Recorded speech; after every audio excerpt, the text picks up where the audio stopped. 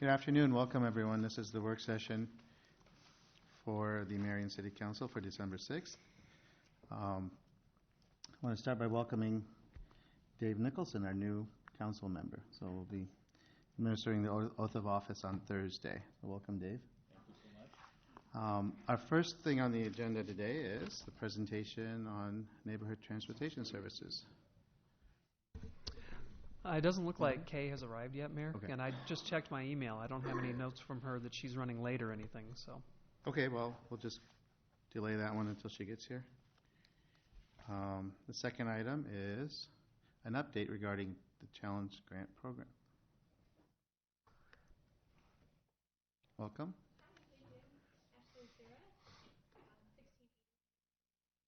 I don't think the mic is on, is it?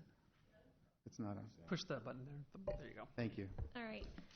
Yeah, I just Perfect. have some exciting news to share with you. First of all, I wanted to thank you for your support in our 2016 Challenge Grant application.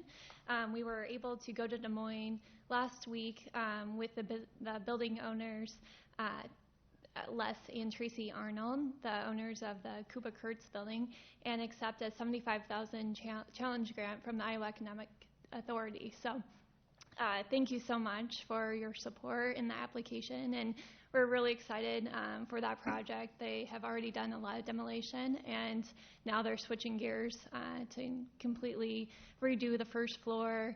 If you haven't noticed, the back part of that building has already been tore down. The tin addition, the non-historic tin addition behind Bill's is gone. It exposes this really cool old foundation that they're going to have a raised deck on. So really cool things to come. They're really aggressive with their timeline. They want to have their new bar open this March in time for March Madness. So fingers crossed they don't run into any hiccups. But yeah, thank you again. We're really excited. What will the grant be used for? It's for the total project. So front facade, first floor renovation, and then the outdoor patio. Okay, so there will be facade work Yep. done on it? Yeah. Yep. Perfect. Any questions for Ashley? All right. Thank you. Thank you. We were asked to move up the presentation on the new project, so we can do that at this time. Could we ask, Ben got stuck in traffic. Okay, 5 minutes well, wait, ago. we'll move on. It's not Marion. Roundabout help would help. Mic's not on. Okay, so then we'll move on to engineering. Engineering? Are you ready? What do you got, Dan? Got a few items here.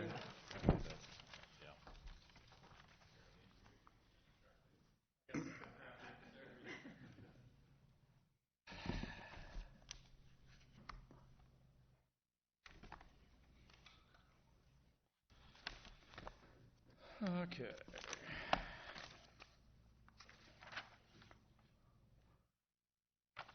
Item number 3 under engineering is the speed limit that we are proposing to change in association with the new roundabout, the west roundabout at 7th and 7th. Basically, our ordinance, our code of ordinances provides for our business district to be 20 miles an hour unless it's changed to something else. So this is the new roundabout. I know this is kind of silly, but this is the best I got. 7th and 7th, new roundabout is there now. Right now, we have a location where the 20-mile-an-hour zone going east and west begins and ends just east of 6th Street, or 8th Street. We're proposing that because of the roundabout, which has 15-mile-an-hour speed limit recommended in it, which is not enforced by code, but it is a recommendation, that starts back in here somewhere, that we would propose that we would take our 20-mile-an-hour zone back to 250 feet west of 6th Street. In doing this, what we do is basically reduce the 35-mile-an-hour speed limit from here back to here, and then this automatically fills in as part of our business district as 20 miles per hour. So that's why if you've looked at the memo and maybe we're a little confused why we're not reestablishing the 20 is the fact that it automatically fills in as we remove the 35 mile an hour. This is our recommendation. We didn't really run this through TAC. We were just doing it as part of the project. It does take 3 readings if you would get any input on it.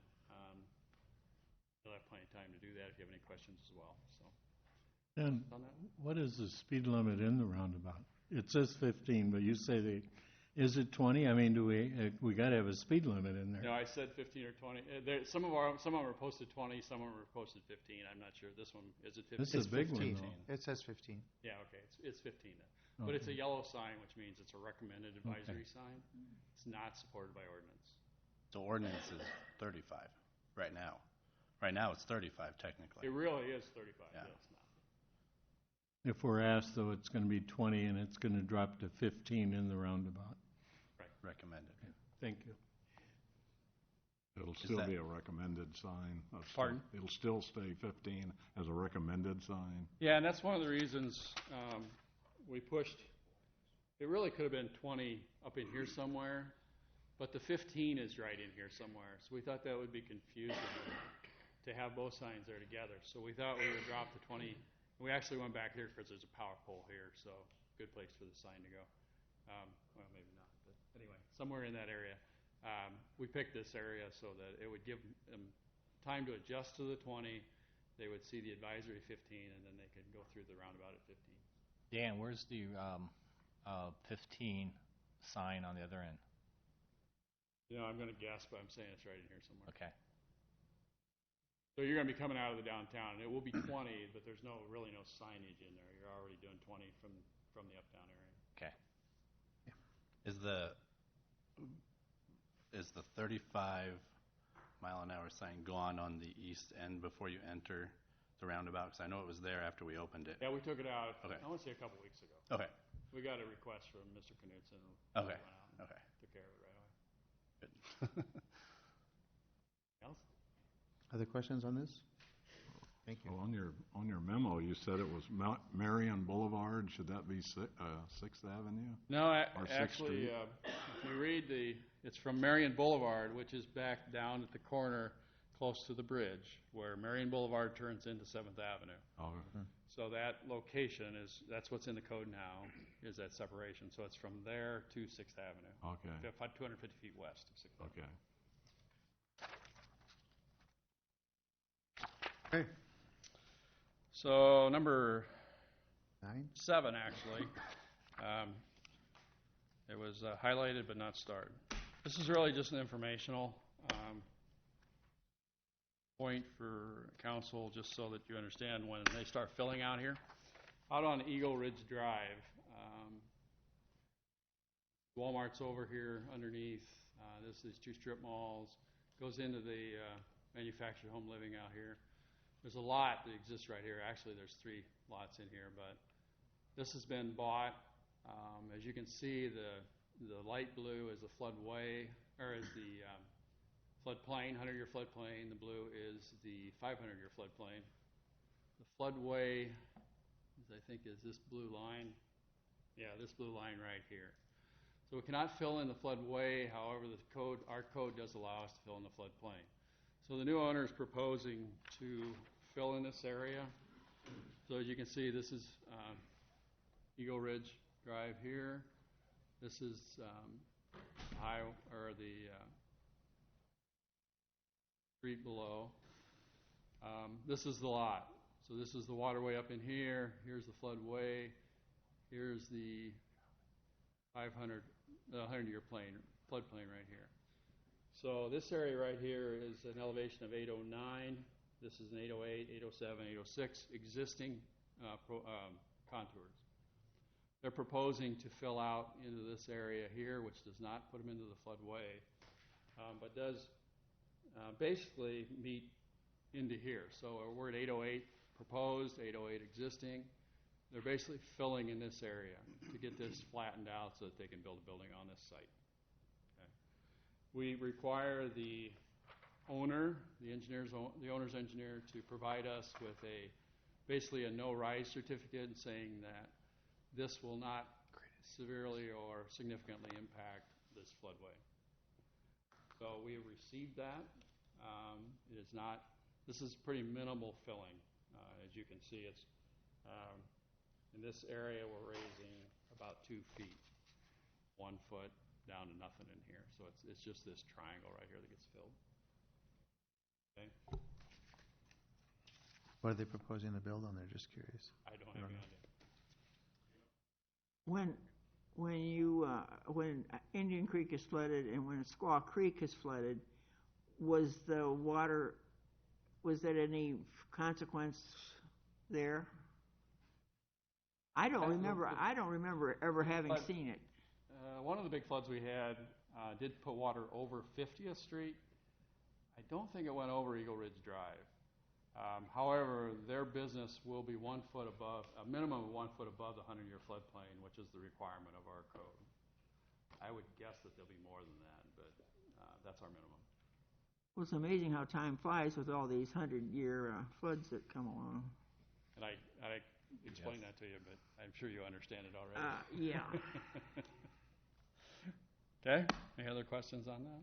And it's not going to affect the trailer park behind there. Because if you look at the map, some of the 100-year floodplain gets up in there, and grading right there is, are we sure the engineering report's not going to be wrong and we're going to flood some homes? I am confident that we will not. Okay. Because we never have, and what he's doing would not significantly change that. So if it does, it always would have, I guess is my opinion. Okay. They really haven't significantly changed.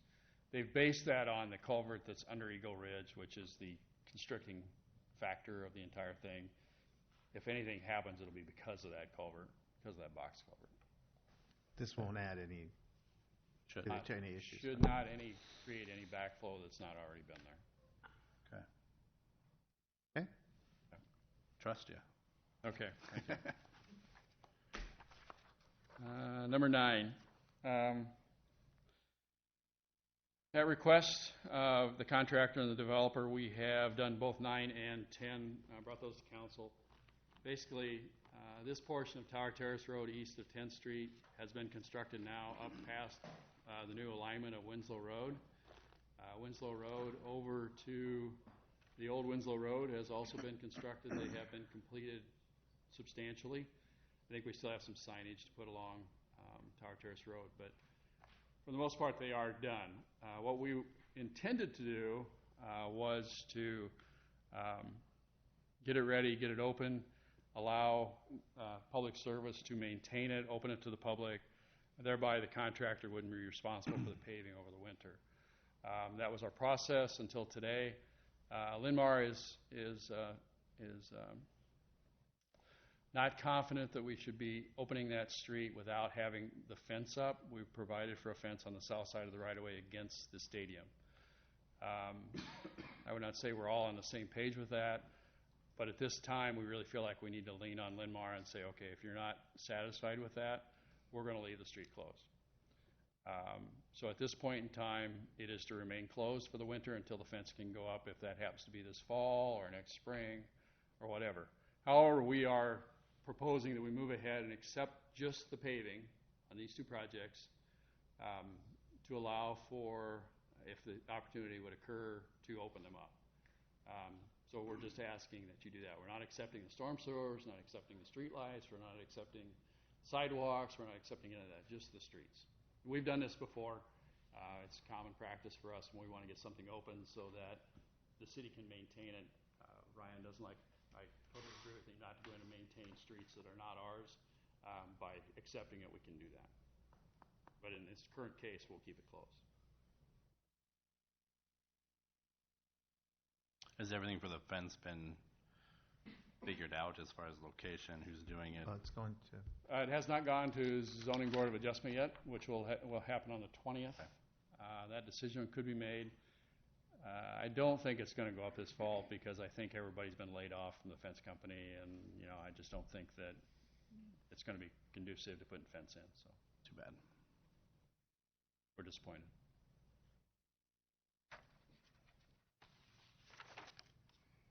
Questions? Actually, number 11 was added but was not highlighted.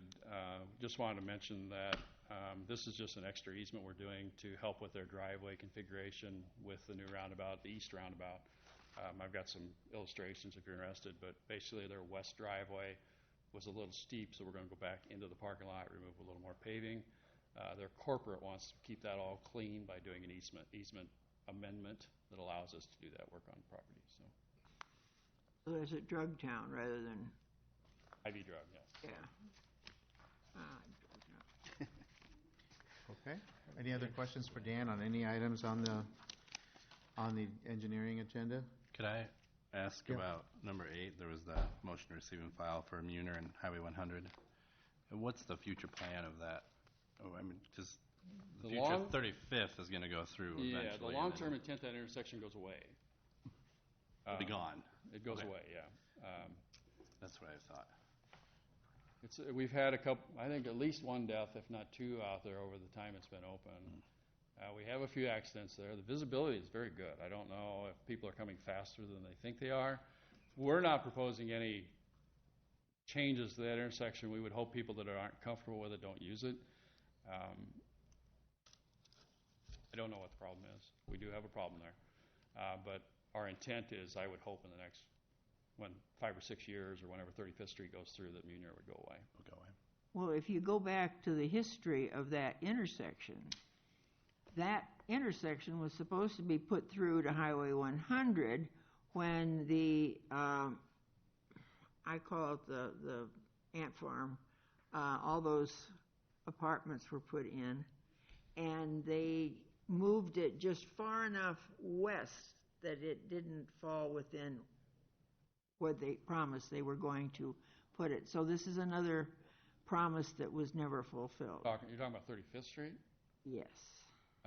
My understanding in the year before I was here, my rumor is that there was an agreement. We were right down to the 11th hour, and the owner of the property requested or required that we would pay for the right-of-way, which we had not agreed to that point, and that shut the whole project down and has never come back up since. But he had agreed to pay for it. He knew it was coming, and that's when he moved everything just a little bit so he wouldn't have to.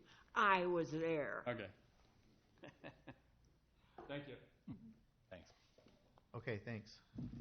Okay, we're going to skip ahead a little bit to the first item on the administrator's portion. Who's presenting this one? Tom?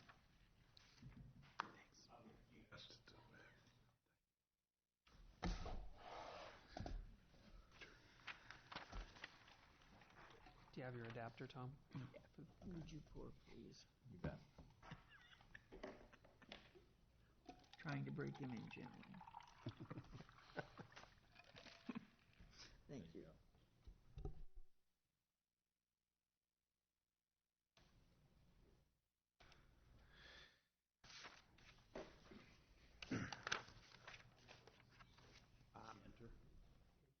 That right there should do it. Thanks, Tom. Good afternoon. My name is Dave Drown. I'm with GLD Commercial, and along with me today I have Ben Kinseth of Kinseth Hospitality. We need names and addresses, correct? Yes. Address? Yes. 6627 Spring Grove Court, Northeast, Cedar Rapids. 345 Whitman Drive, North Liberty. Thank you. Welcome. Thank you. So it's an exciting day for us as this spring will mark the 4-year anniversary of when we purchased some land along 7th Avenue, the former Prince Agri Products closed industrial site on 7th Avenue. And through lots of discussions, meetings, time, version number 32 of our conceptual site plan, actually, we're here today to present what we'd like to move forward in Marion. I'm going to start out just with a brief overview, and I'll let Ben speak to the specifics of the hotel, as Kinseth would be a development and partner within the hotel business and can best speak to any details or questions that would come about that. What we have here on the first slide is a rendering of a Town Place Suites. That would be the anchor or key building within the development. As a project overview, I'd like to note that As I mentioned earlier, this is a former abandoned industrial site, Prince Agri site. The project will be anchored by an 82-room hotel project, as well as 17 to 20,000 square feet of mixed use or retail space to support both the hotel as well as other amenities and needs services for the Marion community. The project in total will be estimated at a $20 million project cost. We plan to use first-class design, Shive Hattery for all our architectural work and design. And we are going to, with that size of the project and the economics, we are going to request city assistance in the form of approximately 23% of the investment in tax and other incentives, excuse me.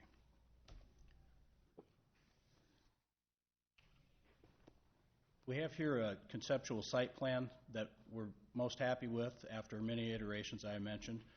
The hotel is on the far right or east side of the property. We have two out parcels for what we would envision as being nice restaurant service amenities to provide for both hotel guests as well as the community at large. And the fourth and final building on the left or the west side of the property we envision as a multi-tenant building. The site plan, as you'll see, has, if you look closely, you'll see connected walkways, sidewalks, and so forth, not only between the properties themselves, but also as a connection to the trail system. One of the things that staff had mentioned early on is that they would like us to provide for a streetscape type of concept, that being where the buildings are up close and personal to the community, to the drive-by traffic, and so on and so forth, to really take advantage of the visual amenities and let people enjoy what we're doing there, as opposed to just staring at parking in the front of the building. So we've made note of that and incorporated those requests into the site plan. With that, I'll turn it over to Ben for an overview on the hotel. Thanks, Dave. Ben Kinseth with Kinseth Hospitality. We're a hotel developer out of North Liberty, Iowa, is where our corporate office is. We manage about 65 hotels, majority of which we've developed ground up, new property. Here we're planning an 82-room Town Place Suites by Marriott extended stay hotel. Just push this button. It'll have a number of guest amenities that'll entice guests to stay. Daily free breakfast will be a cornerstone. A full kitchen in every room to accommodate extended stay guests, people staying. We classify extended stay guests as people staying 5 nights or more in a hotel. It'll have a pool, a guest laundry, an expansive lobby, and a front patio with a barbecue area for manager-hosted cocktail hours, grill out hot dogs and burgers, stuff like that, and a 24-hour market pantry. Here you see some pictures of the public spaces. This is the lobby and the meeting areas within the lobby. And it's an expansive lobby concept with a pretty modern decor, as you can see. Here's some pictures of the rooms. Again, a very modern product. This is Marriott's latest generation. They kind of label them by generation in the hotel business. So it's probably generation 9 of Town Place. There's about 270 Town Places out there across the United States, and this is the latest design scheme. I think this is pictures of the previous. Yeah, so that we'll come back to Q&A if anybody would like to take advantage of that, but this was just jumping ahead here. This is what we were dealing with when we purchased the property 3.5 years ago, and as you can see, it's it was quite a project. A little more color on the hotel, just real quick. Kinseth has been looking at the north of the MSA that is Marion Cedar Rapids. We've been looking for to place a Town Place-like product. I think it's a good fit. There's not one in the whole MSA of this vintage. It's called mid-scale extended stay. What we like about extended stay hotels and why it's a good, I think first, I call it premium brand hotel for Marion, is you have the extended stay piece, but you also have a lot of transient guests really prefer extended stay hotels because they like having a kitchen in the room and they tend to be a bigger room. So it's really a great fit for hotel developers and for, I think, the north part of the MSA. Just some bullet points, kind of summarizing much of what we already covered here. The project cost of $20 million. We will utilize what's referred to often as 360 architecture, so there won't be any vinyl siding, for instance, on the back of the building. It'll be first-class materials front, side, and rear of the building. Cohesive and complementary design across the entire development, so we will utilize SHI for each and every building so that they will complement one another. Streetscape design, as I mentioned, ped-friendly for both people from the hotel to walk across and use services, as well as people on bikes coming in from the trail and so forth. Thank you. Thank you. Are you ready for questions? Sure. Okay. Comments, questions? Parking, where? Sorry, parking? Parking, where? I don't know how to go back, Tom, on this. Yeah. Push back. Yeah, there you go. Okay. Go ahead and parking.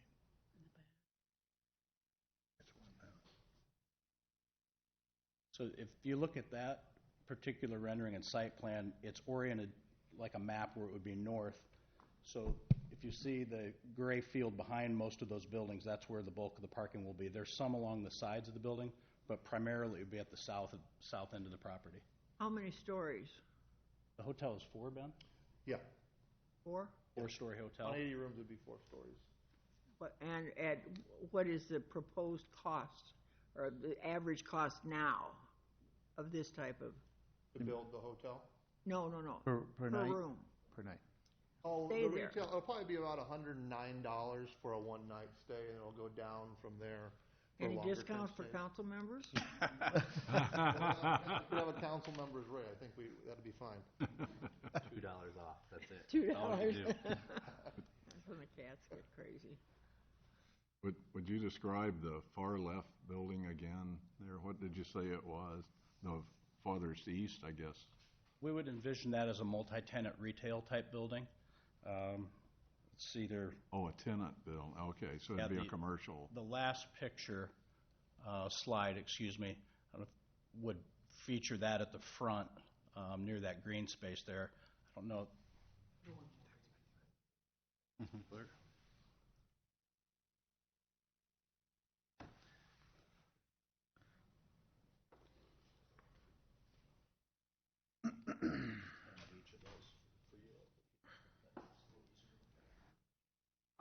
Oh, okay. Trying to see my house in this picture. It's right there. I live right behind it. Can we pass these out to each other, or can we pass these? Are these for us? Are these ours? Yes. Here. There are 10 renderings and 10 site plans there.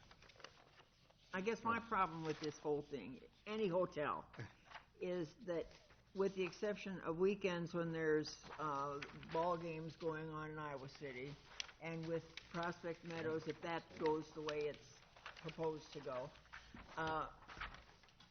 the occupancy of the hotels in Cedar Rapids is less than 50% on most of the year.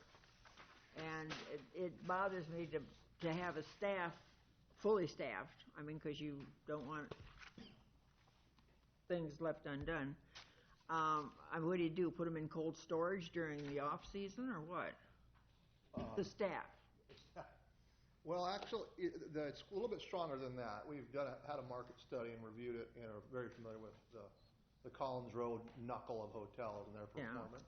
And it's certainly not in the context of, I would say, other markets throughout Iowa that are known to be strong producers for hotel. I wouldn't say it's the strongest, but it's definitely not totally weak. And that is kind of the art of the analysis here is we know that the hotels on Collins do a decent business. When you bring a hotel into Marion proper here and you're off the interstate more, and a lot of the business for business travel is generated by Rockwell, what do you lose by being farther in and maybe the last hotel to fill up on a key business travel night? So we've analyzed that, and that's part of what the market study contemplated. And so we will have a lower occupancy, I think, than the hotels on Collins by a given margin. It'll probably be some points lower than. And Marriott would be in charge of this? Kinseth would manage it and own a portion of the hotel with the development group. And basically, what you want from the city is 4.6 mil. There's a financing gap. There's significant risks, and the hotels are high-risk real estate investments. We've identified a financing gap, we want to help get filled because of the risks involved and the operating projections that we see based on market data show a gap. Okay, thank you. Questions? Paul? I think terrific is too simple a word. I just think it's a great thing, and I even have this Marriott card I can use right away. But I just that's such great usage of that land and the entryway to our community, and I just think it's terrific. Thank you. I agree. I think this is a fantastic addition to the east end of Marion, where you don't have a lot of stuff other than the Hy-Vees and Walmart. But this is the renderings. It looks fantastic. I'm very excited for it. Thank you. I like the design. The only thing I'm concerned about is if you look at the entrance, the south entrance to the road, you coming around the west end, is that going to be a problem with visibility? How that you come out there if you want to turn left because of people coming around through the roundabout? That road eventually, I think the south leg becomes 26th Street down to 5th. Down through here? I don't think so. I think they're at the out end of the splitter island. I think we'll be okay. They'll be going 15 to 20 mile an hour, or it should be. No, I don't think it'll be a problem. And most of the traffic that will come out of there will turn right, and come into the roundabout. And the other stuff will turn left, and probably there won't be a lot of congestion at that point. Okay. I don't think, at least for a long time. Yeah, because if you're going this way, if you're going south onto that's really just, it's residential. It's just going to be me going home from the restaurant, All right. So basically, these are 4 separate buildings. That's correct. And this was the south off the roundabout was 26th Street? Yes. Okay. I think that goes all the way down to 26th. First, maybe? It's been a pleasure to Next? see the buildings out of there this Fourth. week Third. and last. And I think even those of you interested in history, Kyle Castle would be in favor. That was King Castle Coal.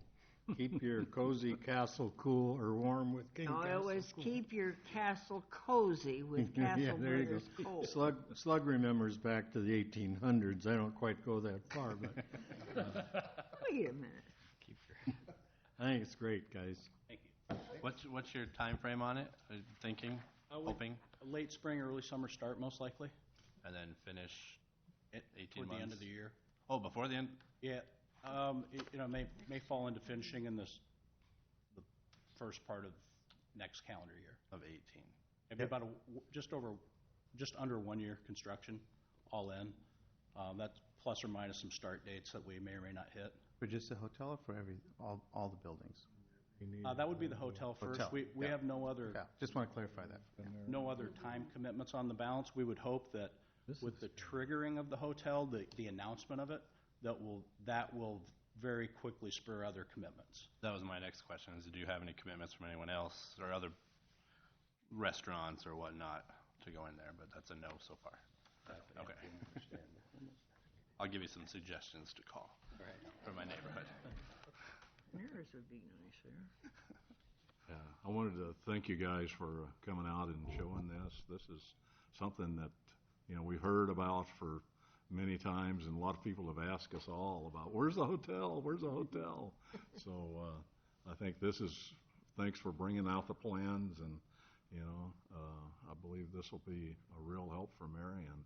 It'll be a plus for Marion.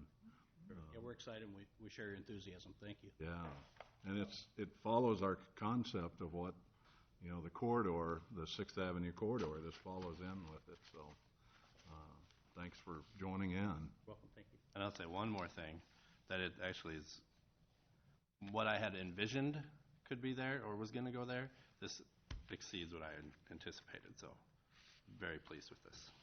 Great. Yeah. Any questions? Thank you all. Thank you. Thank you. Thank you. So, for purposes of Thursday, then, it will just be a resolution to authorize the city staff to negotiate an agreement? Yeah, this one, there'd be two items. One would be the motion to receive and file the request for TIF assistance, but they provided everything that we require in the submission package. And then we'll, now that we know that it looks like the council's supportive of the project concept, we'll start moving through that TIF process, which involves analyzing the pro forma, coming up with right size for the incentive package to make the project move, and then bring a proposal back to council. Well, the support package, you see that as being TIF type dollars, or will that actually be money handed over? They've made several different requests, but when you've got something like this where you have a couple of different things you can look at, not only do you have tax increment financing as a potential tool, but this will be the first time since I think the early 2000s that we've got somebody coming in that's going to be producing new hotel motel tax, which the city has some flexibility with 50% of that. So there are some opportunities there that we can look at that would be outside of what we would normally be able to do just by virtue of the fact that there is a hotel involved. But that'll be part of what we take a look at when we look at the whole package that they're proposing. And We've done a preliminary look at it, but we haven't really dug into it because until the council had said, we like this, let's proceed, didn't want to get too far into it in case the council said, well, we like this, but you need to do this instead. And then the actual property tax revenue on something like this, what do you anticipate? We'll estimate that as we go through the analysis. They've provided some estimates for what they anticipate it to create, but I haven't looked at it in that much detail yet. I can say that overall, you're probably looking at about a 10-fold plus increase for what was there before. Oh, yeah. And this is Marion Independent area? It should be because it's west of 31st, so yeah. That'll be Ward 3. South of Longfellow, Just south west of of 31st, so yeah, definitely. Okay. Other questions for Lon on this one? Okay, thank you. I see Kay has arrived as well, so if you'd like to have her Oh, yes. hop up and make a presentation Okay, so on we'll go back NTS. to the presentation at the beginning of the agenda. Welcome. This is the time that I could say I was held up by a train or traffic, but I actually had this on my calendar as 4:30, so that's why I didn't arrive until about 4:30. You're just in time then. Yeah, you're right on time. And I hope that it won't affect your decision on anything I'm going to ask for. Right off, it's Denied. Thank you. Minutes are on time normally, are they? Is that okay?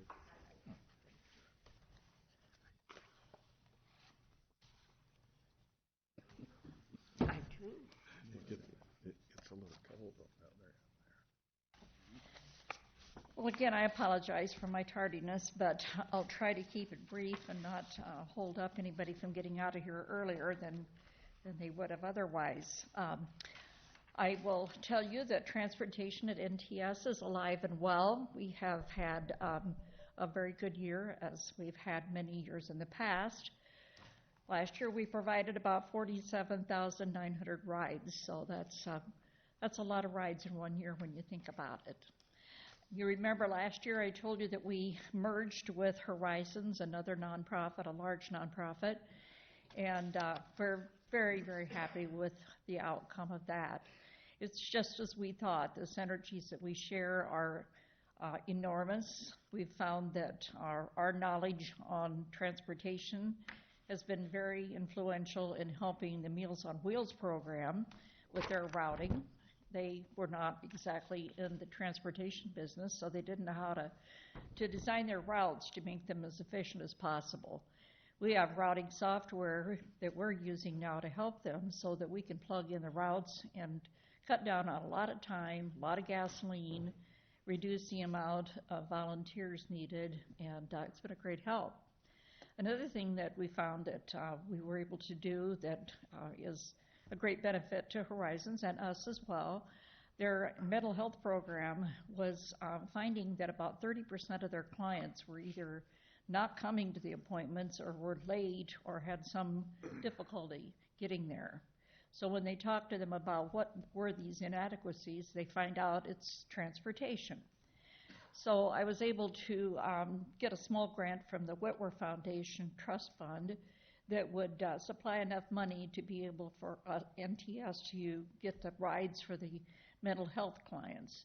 This is really important because these are people who really, really need help, and they need it at the time they need it, not just whenever they can get there. Some of them are already in treatment, and if they miss appointments, they have backslides. Sometimes if they miss an appointment, they just simply don't come back. So it's a good thing for everybody. We've also found that we've been able to help the financial stability program as well. So it's been a good marriage. We complement each other, and we're very happy with what's going on. Of course, you're always wanting to know what's going on in Marion, and I do think it's important for you to know that we're doing other things in the community that makes our whole community, this area, a stronger community. We were approached by the Cedar Rapids School District earlier in the school year, before school started, asking us if we would sign a contract to pick up kids that are homeless, from homeless shelters, staying with friends, family, or whatever, not in their designated home, and take them to school. Many of these children simply don't go to school if they're in a homeless shelter because there's naturally a stigma attached to being homeless and coming from, where are you coming from? You're coming from where?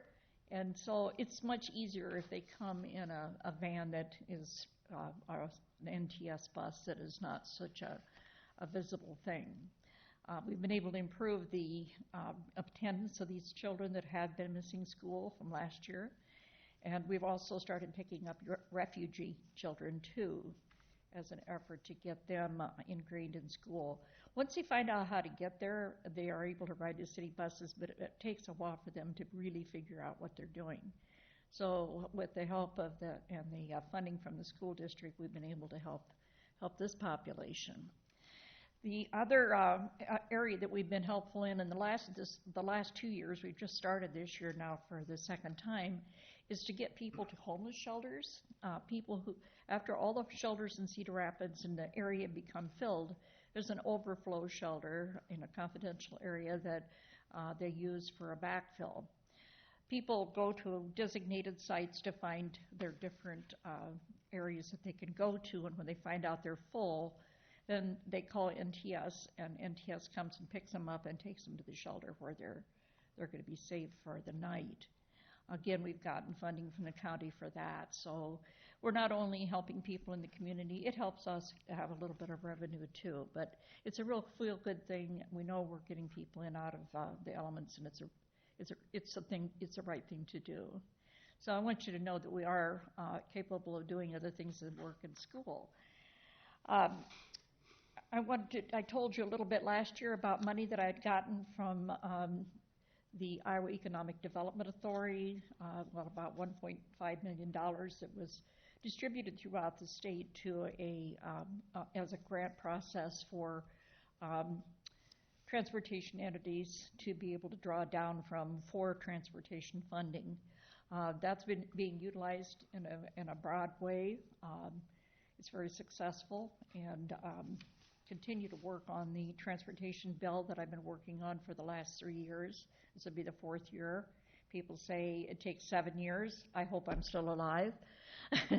But it's challenging, it's hard, it takes a lot of negotiation, a lot of perseverance, but I have hope and faith that it will go through at some point, and that we'll be able to supply even more money to not only for NTS, but for other entities like NTS in the state of Iowa.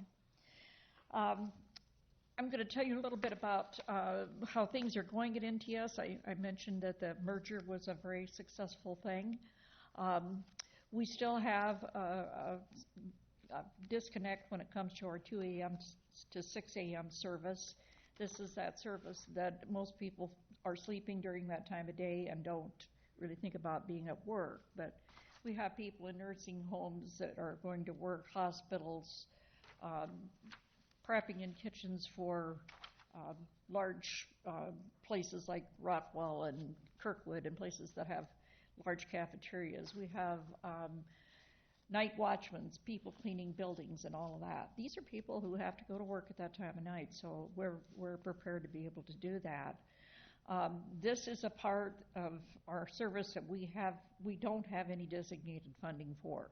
We have to go out and beat the bushes for it, so it's always something that I'm looking for, is funding for that 2 a.m. to 6 a.m. service. As a result, every time that service peaks and we get a large quantity of people calling in for that service, we end up putting them on a waiting list. And we currently have about 35 people that are on that waiting list. And that is a heartbreaker because these are people who have a job, who have a place to go to work, and they can't get there. We have a business that has something that needs to be done, and we have a person that wants to go to work, and they can't get there. Well, that's just wrong. And so that's why we continue to look for money to backfill that particular area in our service.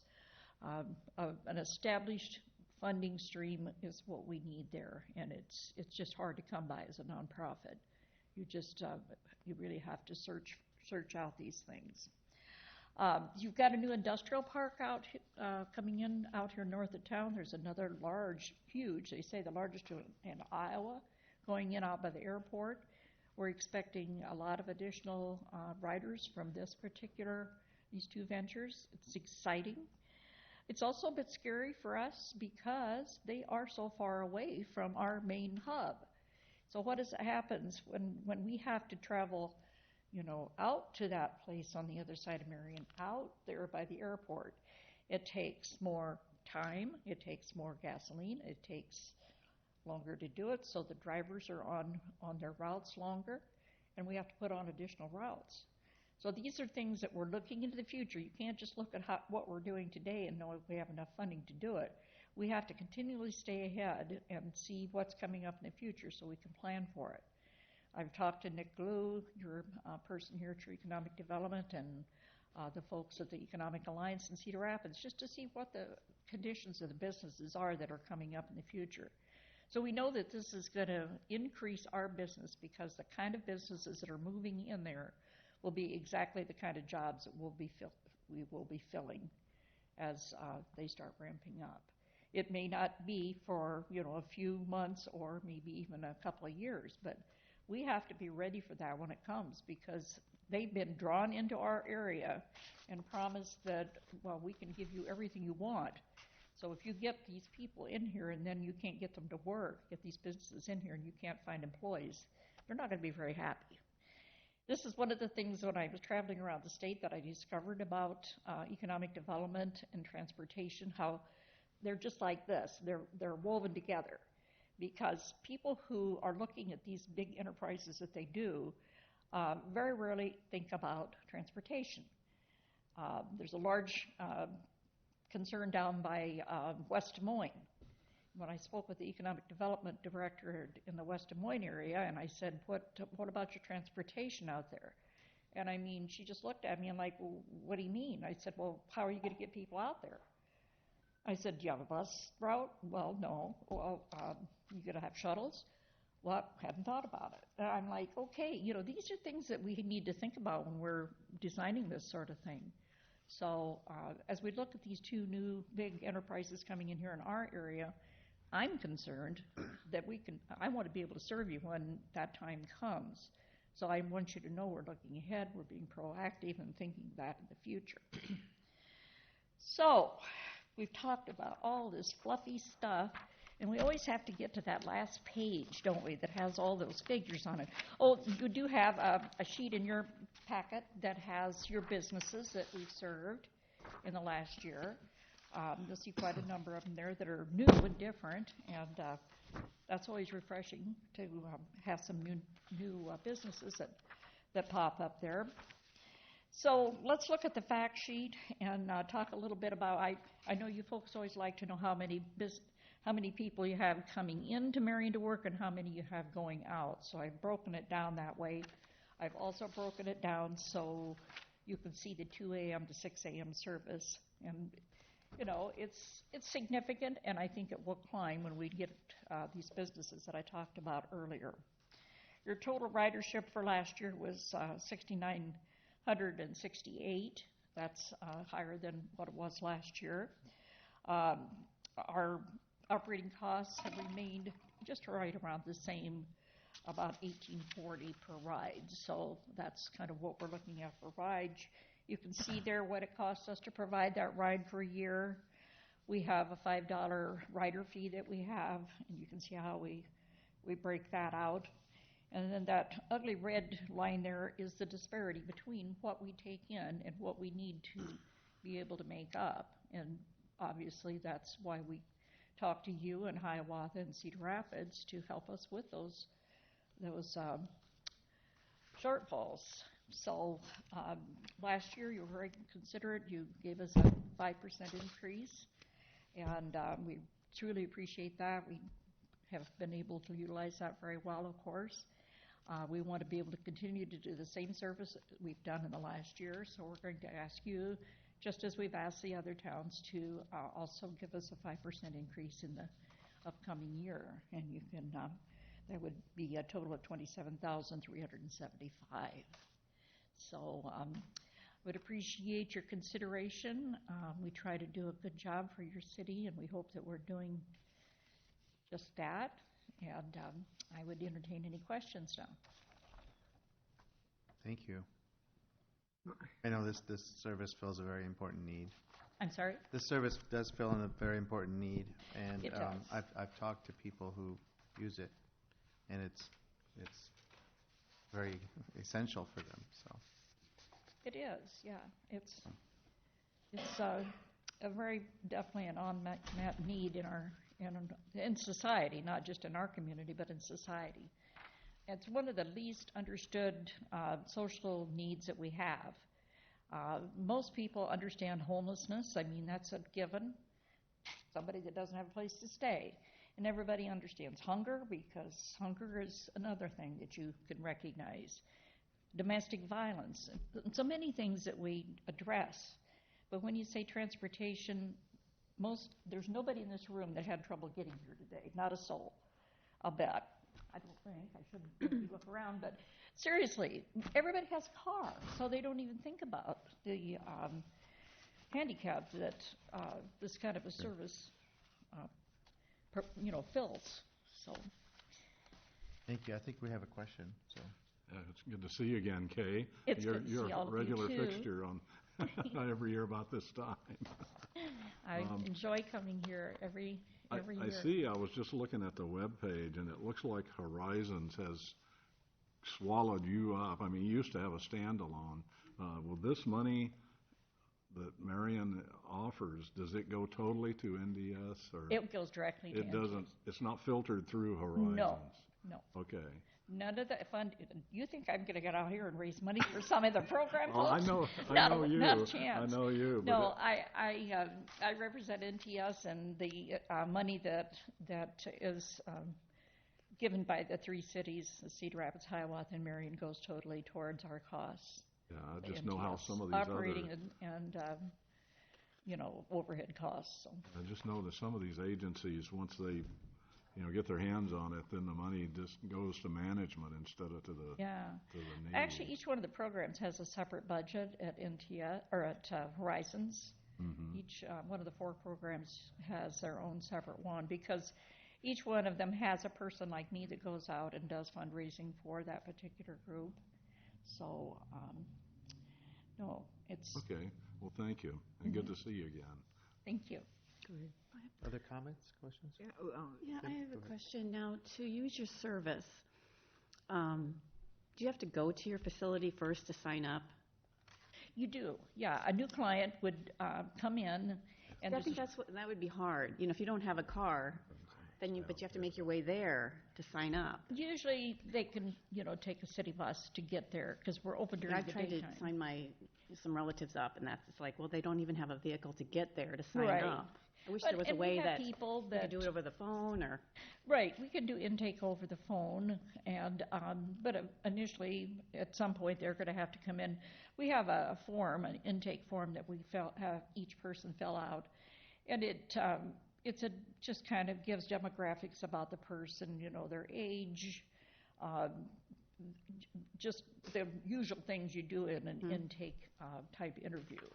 And what it does is provide me with data so that when I write grants, I have something. They'll ask you how many of this, demographic you have: men, women, age groups, head of households, that type of thing. That's the kind of questions we ask. So at some point, they're going to have to come in and fill that out so that they can get started. We have had people that we've gone to sign up. We do a lot of work with the Hinsman Nelson Center, and these are people who don't have a car, don't have a license, but yet they're expected to have a job. So they really, really depend upon us to, get to work at night. And so we often will go out there and sign up a whole bunch of them at one time.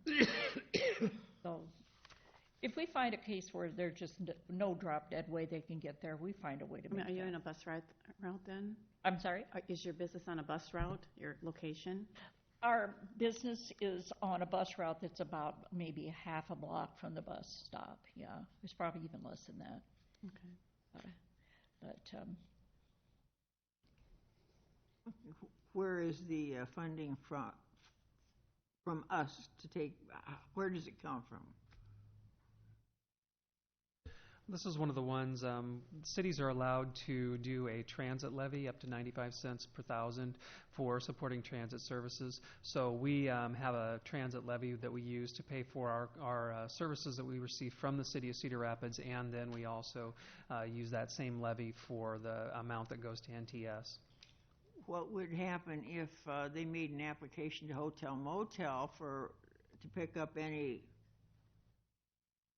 under amount that might show up? As a nonprofit, they would be eligible. We have to make sure that we stay within the ratios for what the state says we're supposed to use that money for.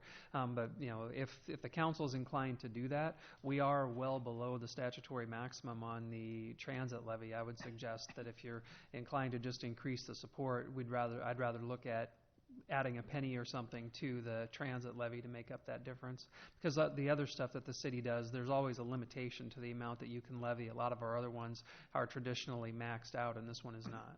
Well, I'm just looking at the fact that every time we turn around, it seems like there's another amount added on, that the regular Joe citizen has to pay for. But Hotel Motel, other people are paying, so. Well, I think this has been a service that has been supported by the city of Marion. I'm not sure for how. I've worked for NTS for 10 years, and we've gotten funding from them, from you folks, all during that time that I've. So it apparently has had a good history, I would assume. So this year you want $27,000, huh? Yeah, well, if you review that sheet that I gave you, I'm looking at it. It's not a want, it's a need. It's 5% more than last year. It is, yeah. And the increase is due to just the things that I described, unable to support the 2 a.m. to 6 a.m. in the way that we should, getting additional passengers. I mean, our ridership is going up. And this is a good thing when it goes up, because when we have more rides, that means the economy is improving. There's more people working. More people working is not a bad thing. It's a good thing because they're using less social services. They're not committing crimes. They're not drawing unemployment.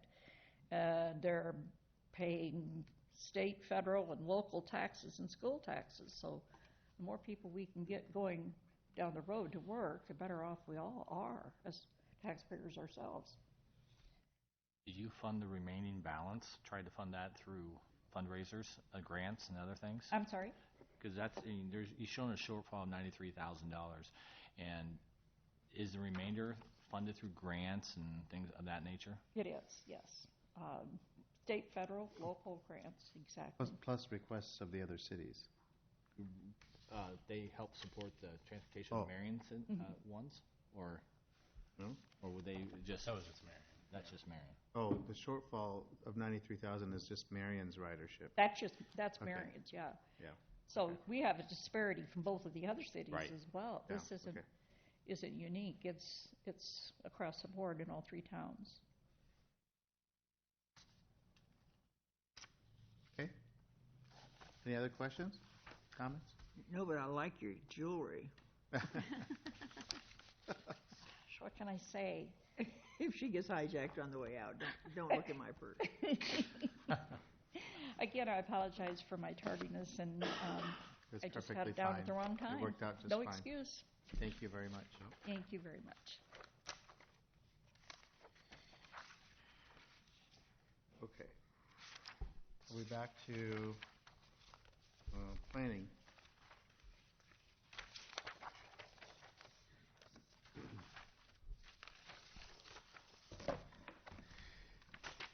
Good afternoon. The first item under planning that's highlighted for conversation is purchase agreement, and actually the first three are all purchase agreements related to Central Corridor.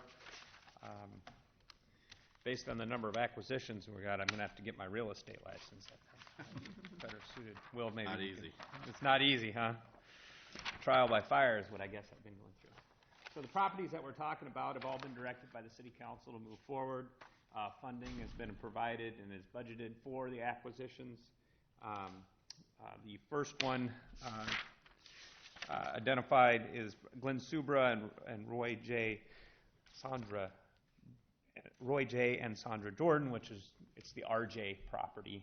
It's identified here east of, I believe it's 16th Street. It's not the full parcel. This angled piece is actually owned by Charlie Rohde, but it's the kind of a trapezoidal piece. It's currently vacant. I don't even think they're operating out of that anymore. But the property acquisition is proposed. The right-of-way for the Central Corridor comes across these properties in this right about here, so it would basically go right through the middle of that building.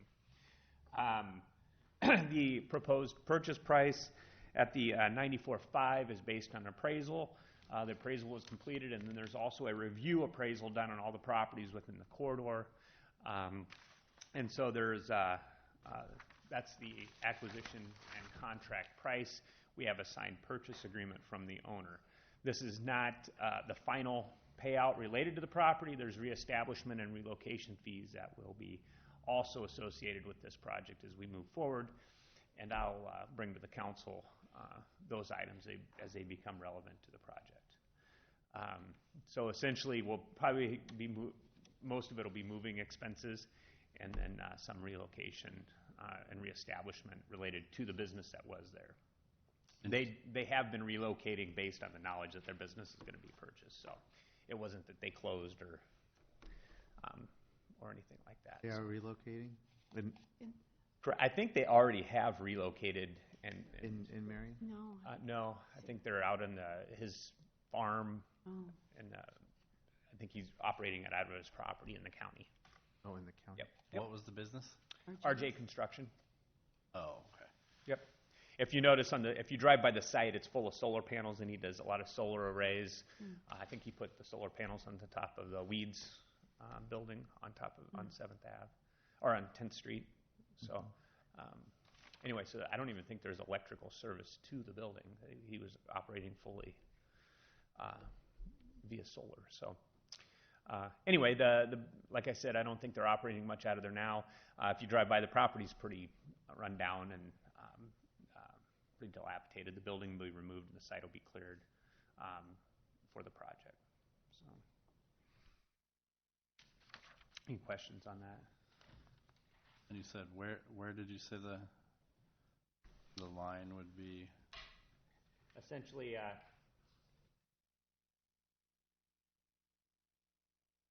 comes right through there like this. Okay. It'll be a roundabout right here. The Mary Lou roundabout. Yeah. Mary Lou And then, Funny, so I was going to suggest a motion that we cancel that roundabout. so if we own that property, what are we going to do with the remaining property to the north? Is that going to be something we would sell off? Correct. Yep, it'd be available for redevelopment. What is right to the north of that? There's a couple, I don't know the businesses right offhand, but there's a couple businesses Okay. in these buildings. I think one of them is Marion Brush. Thank Oh, you. that's okay. Yes. Okay. Yep, Marion Brush, and then the building to the west is one that's got kind of a cantilever over, and they park under.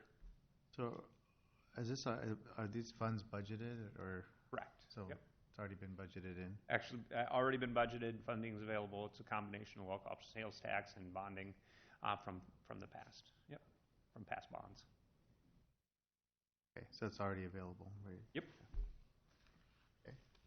So, Questions? and just kind of related to the acquisitions, we've got purchase agreements going out to the property owners here, which is Genesis Equity. They bought and relocated Klinger Paint. DNR Engines is currently in this building. We've got purchase agreements out and conversations going on with Denny Burgess related to the storage garages. Just spoke with him today. We're working through some issues on parking. If you look at some of the mapping, there was a parcel west of, this is the Denny's muffler shop, and there's a parcel on the west side.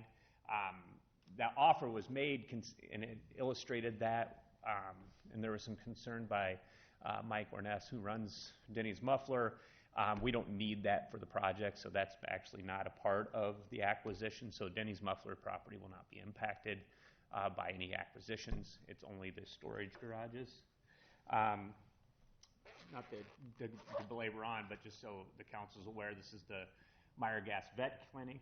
We've got a purchase agreement out on that. They have relocated, and they are down off 11th Street across from Mr. Bean's in the commercial building. They're working through some relocation, reestablishment fees. We're waiting for a signed offer purchase agreement. There's been some questions on the appraisal here, and I guess they're determining whether they want to get their own appraisal or moving forward with the offer that we've provided them. We own the corner piece. We own this piece, and we own this piece. The three parcels here, the green, the pink, and then 573, these are the properties that we identified, I think, 2 meetings ago, and the council gave directions to move forward with purchase agreements for those, primarily because they're going to be impact. The roundabout will come like this. You know, a lot of grading going on back here, and these two properties were for sale. Jamie Dawson is on the agenda, as well as the Andrew Gieselman on the corner pieces here. We have signed purchase agreements with them. Items G2 and G3, $94,000 and $92,000 respectively. And these are purchase agreements for the appraised value of the property. There's no relocation, no reestablishment. It's just a straight appraisal, and they've all signed off on that.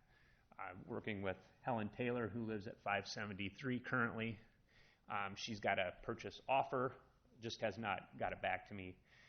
She's looking for a place to live after this, and so she's taking some time to look at that over. And she may be in the property longer than the other two owners, but at this point, it looks like everybody's. Well, we got two. Miss Taylor is the only one that hasn't signed a purchase agreement, and I met with her last Thursday. It seemed like she was fine. She just wanted to explore options for new residents before she signed off. So that was a lot of information. G1 through G3 is identified on the agenda. I'm hoping to have Helen Taylor's purchase agreement to the council at the next meeting. Tom, on all these acquisitions to the north of 6, this is all by Marion's rule of acquisition. In other words, we aren't buying concrete for the relocation. At this point, their acquisition's consistent with 6B. The owner of Denny's storage here, there will be some payout related to reestablishment if they desire. There's an option within the code because it's consistent with Chapter 6B of the Iowa Code. So this is the way it's done through condemnation. It's a requirement when we're acquiring for right-of-way. This is just how it's got to be done. They are not reestablishing their business, so they are provided a payout based on a couple years' income sheets. And so we're just required to pay them a dollar amount based on their income. We're not at that point yet, but that's where we'll be coming back with reestablishment. But like the one where he's already out, or you said they were already vacated the buildings, is that just a purchase then, or? We do have some reestablishment because they vacated knowing, we gave them the notice that we would be acquiring some time ago. So rather than just stay in the business and wait, they did relocate, so there'll be some costs associated with that for the city to take on.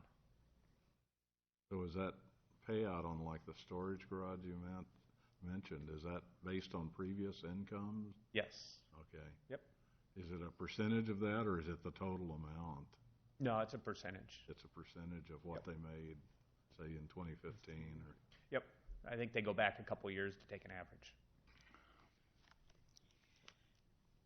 And we'll talk more about that when that purchase agreement comes through. Yeah. But for the one that you're highlighting there, that's just a simple, there will be additional reestablishment and relocation associated. Even though he went to his farm or whatever, his Correct. own property? Yep. Yeah, we're obligated to, he only moved because we were going to buy. So right. It's nice that he has relocated so that we don't have the time gap. But is there something where he could say, okay, I'm going to build this nice building on my own property now? Are we liable for building that? No, it's not similar to the other one. Okay, that's where I'm going. You see where I'm headed? Yes. Pouring concrete. Well, if he was, there may be some, but I don't think that's the case in this instance. But if he did, we would be liable. There are certain things that we would be, and I would leave that up to our contract purchasers to Universal Field Service to make that determination. That's why they're involved. Yeah. Are we still involved with the negotiator on this? Yep, that's Universal Field Service. Yeah. They handle all of the details related to Chapter 6B. Okay. I still try to keep a pretty close contact with the local property owners. I don't like to just send out a contract purchaser to go talk to folks. That's why, like I said, I just called Denny Burgess today because I know there's been communications just to say, hey, how are things going? Are you feeling good about things? Do you have questions? And so he had a few questions that we'll probably be working through over the next couple weeks. But I think he had more questions than any real concerns. So, but we got things to work through. All of these are sensitive. I forget how many units, but I think there's 65 renters in those storage garages. So there's a lot of people that are going to have to relocate their rental units. So the city is not obligated to assist with that relocation because they're on a month-to-month contract. So, but it's going to take a little time. There's been some folks in there that are been there for many years. So we'll be working through that. The good thing is these two properties, Genesis Equity owns, and they've known when they bought them that the city would be approaching them. So that's just additional. All right. Well, thanks for the description. Yep. Yeah. So I know I went a little off subject there, but I think there's a lot of questions and concerns as we move through these. Give it a little update now and again is probably a good idea. This is the area that we're trying to move forward with for a project in the spring. The conversation I've had with most of the folks is that we'd like to have the properties under control by March 1st. That gives us only about 30 days of cushion because April 1st would be ideal for construction to start. So construction of the road? Yeah, roundabout in the road. So, Tom, how far down will it go? Well, I'd like to go to, I believe, 19th Street. 13th and 19th. So it would take 6th Avenue all the way to 19th Street. Yep. Once you're done buying, turn it over to Dan so he can start drawing circles. Is our next step the uptown corridor so we can get those people going and know what the hell's going on there? Yeah, I think the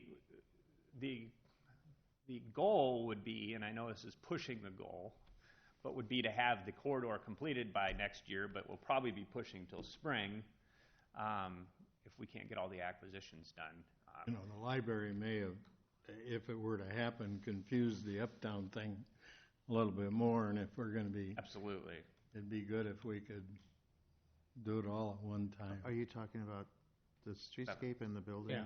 Okay, so, okay. And which would require rebuilding 7th Avenue, Right. which I'd like to get it all done. has been explained to me by Lon that you need 6th Avenue to go through first. Well, I realize as an that, but alternate route, once so. Tom's done here, you know, you've got to go up a couple blocks, but your next big job, I would hope, would be this streetscape downtown. Yeah. So we can get those plans, so people know what. Yeah. And we just had a conversation about this yesterday, and I think a lot of it's going to come down to working through the capital improvement program as well to kind of identify the needs and where we go next, and really being able to lay out a plan for infrastructure improvements as we talked about in the strategic plan sooner than later, so that there's an understanding. And I think we're working through that internally to present to the council for review and recommendation as well. I keep saying, I remember when we had planks, when we tore the sidewalks off, we had planks going to the front door of the stores and things, and hopefully we'll do better planning than that as we move forward. Okay, can I talk now? Yes, ma'am. What I object to is taking property off the tax rolls, and that's exactly what's happening.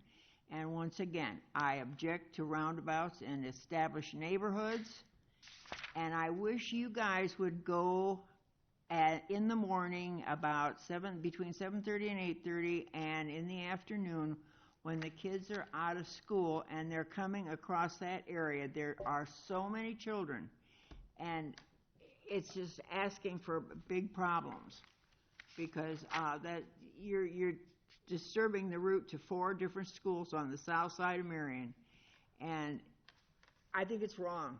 That's all. In fact, I would even make a motion to cancel that roundabout, because I don't think it's necessary. I mean, why are you having that when you've got one on the east end, you've got one on the west end? Why do you need one in the middle? It doesn't go anywhere.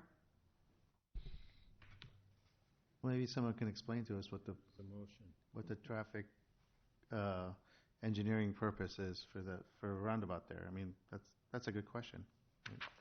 I don't know if it's for today, but at some point. Well, the quickest, easiest answer is that if the roundabout wasn't there, it would be signalized, and the signalized intersection wouldn't work as efficiently as the roundabout, or as safe, period. Well, I can give you a presentation on it in the future, but I'm not prepared to do that today. But Okay, I mean, yeah, I didn't say the today. statistics uphold the roundabout based on both pedestrian and vehicle use, and that's why we're proposing it, and that's why Well, it's then been. why are they taking the roundabouts out? I just heard Colorado is now losing theirs. I've not heard any of that, but if you've got a location, I'd be glad to look at it. Oh. I just heard There about might be a place in particular Indiana. reason for it. I just heard of a city in Indiana that just finished their 100th roundabout. 100th. Well, the East Coast. They keep building them. The East Coast is taking them out. Massachusetts. you know, Actually, that's not 100% accurate. That's been brought up before, so I did some research into it. And back in 2004, they did take out a couple of rotaries in the Boston area. But what you'll find is, just like any other intersection, roundabouts have a certain purpose. They can reach a certain point on traffic counts where they're just simply no longer efficient. Now, that might be, 100,000 vehicles a day, of which Marion's top area might be 27,000 cars a day, so we never hit it. But between that 2004 and 2012, the Massachusetts DOT in that same area put a dozen more in. So you have a couple that were taken out because they were overwhelmed because of the traffic counts, but they've since been replaced by 3 times as many as were removed. Well, I just think it's wrong to expect a city which has been a bedroom city, and where a lot of people come to retire because it's a nice, quiet little town, and expect them to learn how to drive all over again. And I think we're not giving people enough credit. People figure out lots of things for the first time in their life. We all have. Everyone does, and I think we're not giving people credit. But Nick, they won't do it. What they will do is they will go down 31st Street to 100, and they're going to bypass Marion, and That's what I've been told. I mean, they refuse to drive them. Well, that's actually what Highway 100 was for, but notwithstanding, one of the areas that we've gotten the most positive feedback about the mini roundabout is from the residents of Summit Point, who would be right in the demographic of those that you say wouldn't want to learn how to use them. I mean, we've gotten lots of positive feedback from those folks about the mini, and I would say it's actually a little more difficult to use than the big ones are. So. Well, I still think it's wrong to put that there where it's the route to the school. And I would encourage you to go down and just stand there and watch the number of kids that go through that intersection. And whether it was stop signs or if it was a stoplight, I don't know, but it would certainly be a better thing than to do. Oh. Just a quick comment. The original roundabout in the plan was a 2-lane roundabout. We have since reduced that to a single-lane roundabout, which both improves pedestrian use and car use. So we are taking those directions that we hear from the confusion of 2 lanes, and we are reducing it to a single lane. It will turn into a 4-lane cross section east of that, where it would have before been west of there. So we have reduced it to a single lane. I think it's a big mistake. I'll say that for 5 years, I dropped kids off at Vernon morning and picked them up in the evening, and up on 6th Avenue is not where the kids were. It was on 5th Avenue and 15th. That's where all the traffic is of kids walking. Kids crossing 6th Avenue is right next door to this, is right here. Coming up from Vernon, going to cross to the north side of 7th or going to Walgreens. But that's Vernon. The high school kids are coming right down 15th Street. They're driving 15th. No, they're walking. They're not walking. They're walking. Not up to... Never. I mean, hardly ever did you ever see kids walking on 6th and 15th. And like I said, I drive it every day now. That's my route to work. Well, I run into when I'm coming to council meetings, and I don't mean run into them. Yeah. Encounter them. Where I would have concern would be on 5th and 15th. Is there still going to be a stop sign there? Okay, that's where I see kids crossing the street all the time. That's all. And you know that I will be voting no. And I really object to taking those houses out because it's property tax and replacing it with concrete. I guess I would hope that taking those houses out on the south side of 15th would turn into some commercial going in there, which would actually be a higher tax rate. South side of 15th. Correct. South side of 6th, I'm sorry. I like to say, I think our engineering has been much more attentive to pedestrian safety. You know, I really believe that because that was an early discussion is pedestrian safety in roundabouts. And if you have an area in the middle large enough to store in, it's really easier for the kids to go across there because they only have to look one way on each time they go across, so they store in the middle. So we can agree to disagree on that, but I feel that way anyway. Okay. All right, well, if there's any additional information that you have that would help us understand the benefits of it in this intersection, it would be helpful. If you have anything, thank you. Any other questions for Tom on these 3 acquisitions that he just discussed? So the 2 houses on 5th are only going to be that price. There's no additional relocation. No, those are the appraised price. We're not doing 130% of the appraised. No, these are because they were for sale. Correct. Okay. Yep. Appraisal based on the appraisal. Okay. Next. The next item is a final plat Echo Ridge Estates First Edition. Nothing too spectacular with regard to this final plat. I know sometimes there's questions if I don't present them on Tuesday. So this is Echo Hill Road, Alburnett. So the area being proposed for platting is north and west. There's a little loop street that'll come down and do this in that area. Single-family residential homes. So all the improvements are in. Any questions? Pretty straightforward. This is probably the furthest north subdivision we've got right now. So. Can I add that with that subdivision, we've added paved shoulders out there for bike use and added off-street trails all along Alburnett and Echo Hill, so enhancing those pedestrian needs.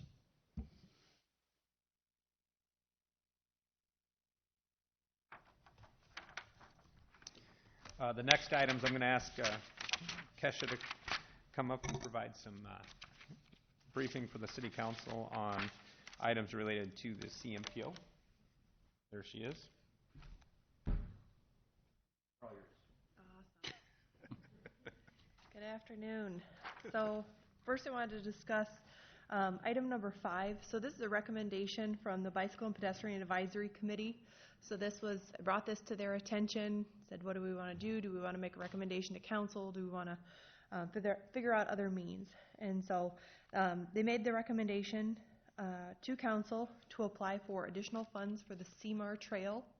And so I'll explain to you what I explained to them. Back in 2012, when the Corridor Metro area was allocating their funding for the next 4 years, they said, we're going to allocate 80% of our funding that we get from federal sources, so about $4 million every year, we're going to put towards trails, and the other 20% is going to be towards roads.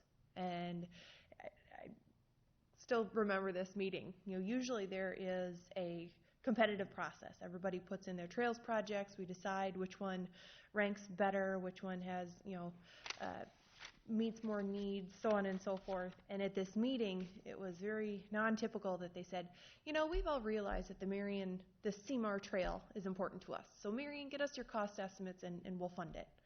So I'm like, okay. So we had Anderson Bogart do the cost estimates at the time, and we said, here's our cost estimates and run with them. Well, what I did not do in 2012 is I did not do an inflation of the costs to the year that they would actually be awarded. So between 2012 and 2016, in the construction field, or as far as MPO goes, the DOT allows us to assume a 5% inflation rate for every year until construction is anticipated. And so what that did is it shortchanged the city about $500,000. I realized this in 2013. I addressed the MPO staff and I said, I missed this. Can we amend this into the next budget? Can we cushion this in there? And it was my understanding at the time that was going to be happening. It was understood. And it was error on staff's part, and it would be corrected. So fast forward to 2016, I was assuming, based on their word, that was going to be amended, not thinking to look at what the DOT has for our funding levels every year. So I started recalculating, talking with the DOT more, recalculating those numbers. I was like, wait a minute. We're going off of our originally submitted numbers, not those numbers that I had revised and asked to be revised in 2013. And so since NPO staff has changed, the best we can go off of is minutes and what was kind of verbal word at the minutes from those meetings, and it wasn't exactly clear that those funds were supposed to be additionally allocated to us. And so basically the solution that came up with staff and the MPO staff was that we'd make an additional funding request. However, one of the committee members, John Bender, he actually represents Marion, he said, how about instead of just blanket asking for that additional $500,000 or whatever that makeup should have been, let's kind of look at our cost estimates. Can we get a current day cost estimate of what we'd anticipate? Have they really gone up 5% every year? And so I had the engineering department look at all the cost estimates break down. I mean, it goes as far as silt fence, rip wrap, grading, grubbing, so on and so forth. So kind of look at the unit cost of what the DOT has in their projects. So the DOT says, here are all of our projects. Here's all of the unit costs of an average unit cost for silt fence, an average unit cost for rip wrap, so on and so forth. And so he applied those current numbers, so DOT projects that are currently underway, applied those numbers to all of those items that were detailed back in 2012. And actually, one of the segments, so Seymour Trail and the DOT's eyes is broken into three segments. One of those segments actually went down, but two of those increased significantly. And so basically the gap between the 2012 numbers and the 2018 numbers would be the next year that we'd be able to apply. Those are available, don't worry, those will be available next October. And so we wouldn't anticipate construction before then. So it doesn't set us back on that trail. But it does show a gap of $941,200. And so that, after realizing this, the Bicycle and Pedestrian Advisory Committee recommended that council direct staff to ask for additional funds of the MPO dollars, with the realization that the MPO funds are 80% federal match. So instead, if the city would come up with a shortfall at the end, not apply for the additional funding and have a shortfall in the end, we would be 100% responsible unless we were able to scrap up some money from another grant source at the time. However, asking for it ahead, we have that funding. It's 80% federal dollars. It still does require a 20% match from the city of Marion for that. So it does tack onto the project. However, in the long run, it's still 80% of money that we wouldn't have had before. And there's, Bob is here from BPAC, Will's on BPAC, myself, Terry was here before. So you would be asking for additional funds from the MPO, and is there support by the MPO to, what are you sensing? Is there support to? Yes, speaking with staff, they understand that this is the only means that we can right the wrong that was done 2012, 2013. And so they are supportive of it. It is a competitive process. I don't know wholly exactly what Cedar Rapids would be applying for. I do have some of an understanding of what we'd be competing with Lynn County Conservation Department with. But it is something, again, the Seymour Trail has a lot of support behind it, so we would get bonus points for that. And I think understanding that this is a corrective measure, not necessarily. So it's 80% of this 941 is Correct. What you would be applying for? Correct. And the rest of it would come from the city? Correct. That's 20%. In 2018. You're looking at 188,000 commitment. But that's because of the new that's because of the cost of the project. So even if nothing was figured out and we go ahead with the project, the cost of the project is that much more than anticipated in 2012. So the city would have still been spending more money to finish the project Correct. than if we wouldn't apply for this money. Yeah, because it's going to cost more than anticipated. Yeah, we can't build a skinnier trail. It's required to be 10 foot wide. We can't not hard surface it. We can't not do our wetland and our archaeological permit. So all of these, in order to get from point A to point B under federal requirements, a certain amount is required. What happens if we don't get the funding, or we don't get all of it? Is it possible you might just get some of it? Could be. On 10th Avenue Side Pass, we didn't get full funding for that. We got 2.5 instead of, I think, the 2.75 that we were asking for.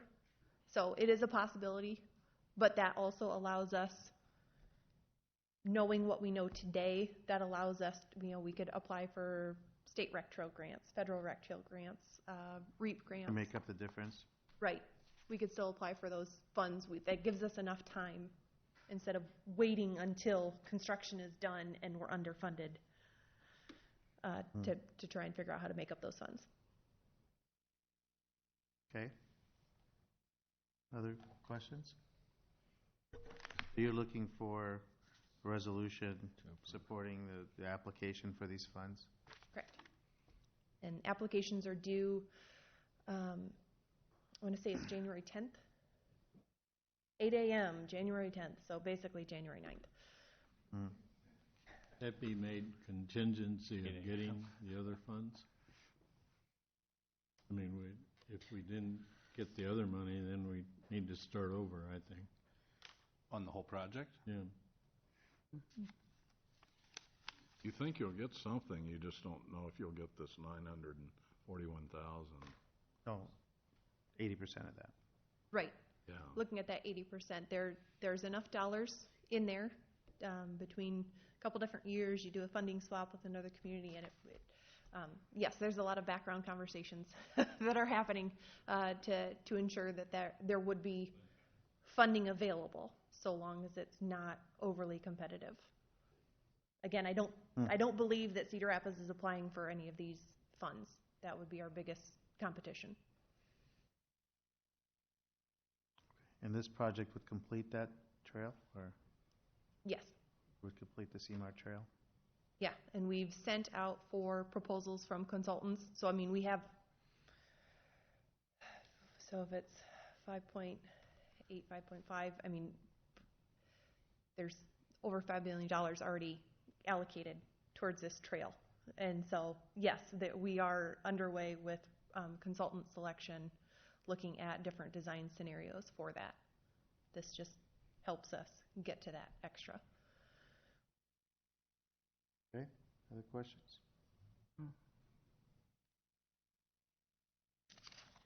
Okay. I guess in my opinion, there's nothing to lose by applying. No. I think we should go proceed on. Only Okay. a win-win, because no matter what they give, to do this project, it's going to cost $900,000 more than anticipated.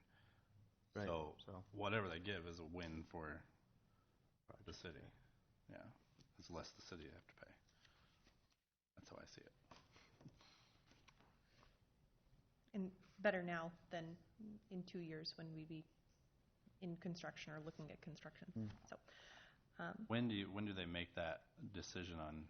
So it has to be in by January 10th. When do they say yes, you get the money? we get full state approval in October. Takes that long? Wow. So yeah, it's 2 to 3 months for TAC. So Dan and myself sit on that with the review committee, and then goes to the policy board, which is usually a June-July time frame.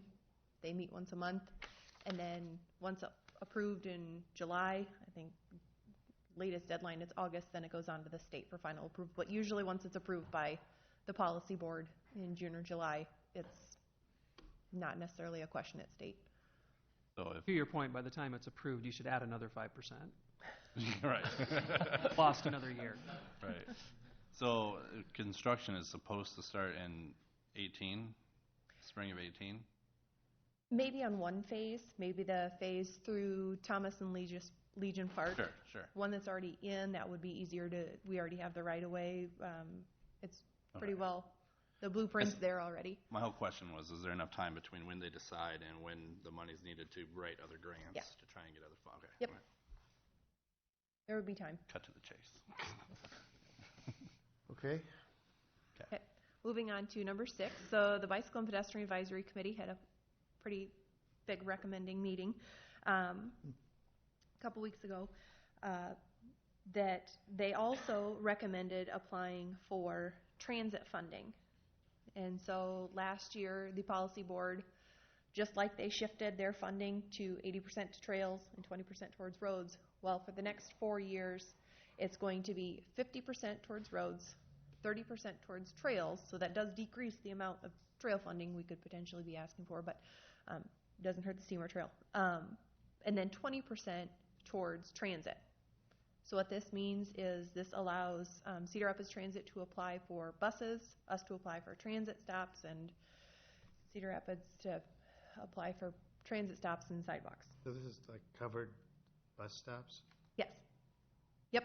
And so this covers like bus stop pads, benches, shelters, so on and so forth. So actually looking around Marion, we have slim to no actual Shelters. Bus stops or even shelters or benches. I mean, it's a lot of times just a sign along the side of the road in a grassy area. Yeah. And so I explained in the staff report that looking at GIS data that I got from transit agency, we have about 120 stops within Marion. That is assuming we have 2 routes. There is potential, do we go down to one route that has more frequency, more consistency there? Obviously, if we shift it down to one route that's more frequent, you use less bus stops. And so that's why, I'm not asking for 120 bus stops.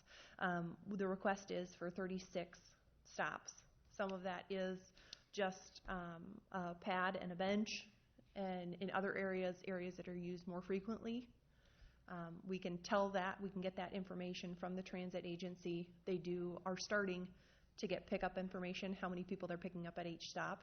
And so we put those more used stops, we put in shelters there, where you have more people waiting at any given time. And so the request is, and this would be for 2021 funds.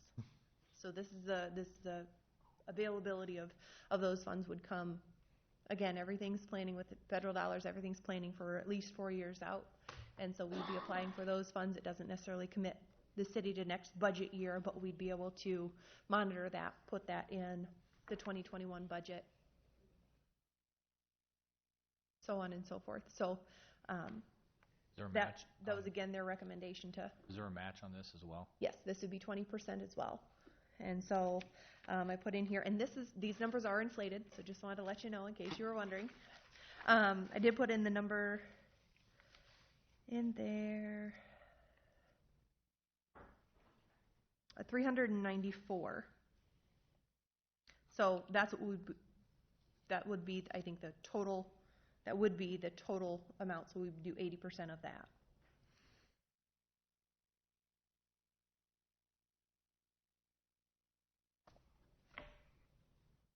Okay.